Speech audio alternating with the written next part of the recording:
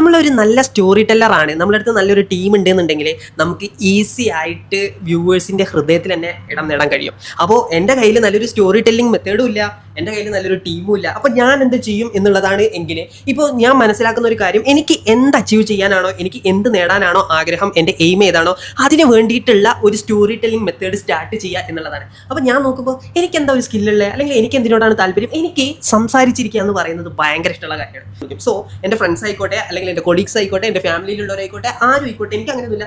സംസാരിക്കാൻ കിട്ടിക്കഴിഞ്ഞാൽ ഞാൻ പിന്നെ എൻ്റെ കയ്യിൽ നിന്ന് പോകും. ഞാൻ അങ്ങനെ സംസാരിക്കുന്ന ആളാണ്. അപ്പോൾ എന്താണെന്ന് വെച്ചാൽ, എനിക്കും പിന്നെ പണ്ട് മുതലേ ആഗ്രഹം ഉണ്ടായിരുന്നത് ഒരു മോട്ടിവേഷൻ സ്പീക്കർ ആവുക, അല്ലെങ്കിൽ ഒരു ബിസിനസ് കോച്ച് ആവുക. ഞാൻ ആദ്യം മുതലേ ആഗ്രഹിച്ചിരുന്ന ഒരു കാര്യമാണ്. പക്ഷേ അത് എങ്ങനെ ആവണം, എങ്ങനെ നേടണം എന്നുള്ളതൊന്നും എനിക്കറിയില്ല. പക്ഷേ ഇപ്പോൾ ഞാൻ സോഷ്യൽ മീഡിയയിൽ നോക്കുന്ന സമയത്ത്, കൂടുതൽ റിസർച്ച് ചെയ്യുന്ന സമയത്താണ് എനിക്ക് മനസ്സിലായത്, ഇങ്ങനത്തെ ജോലികൾ ചെയ്യുന്ന ആൾക്കാർ വലിയ ബിസിനസ്മാൻ ആയിട്ടുള്ളവരോ അല്ലെങ്കിൽ എന്തെങ്കിലും അച്ചീവ് ചെയ്തിട്ടുള്ളവരോ മാത്രമല്ല, അവർക്ക് നല്ല രീതിക്ക് സംസാരിച്ച് ഒരാളെ കാര്യം പറഞ്ഞ് മനസ്സിലാക്കിക്കാൻ കഴിയും.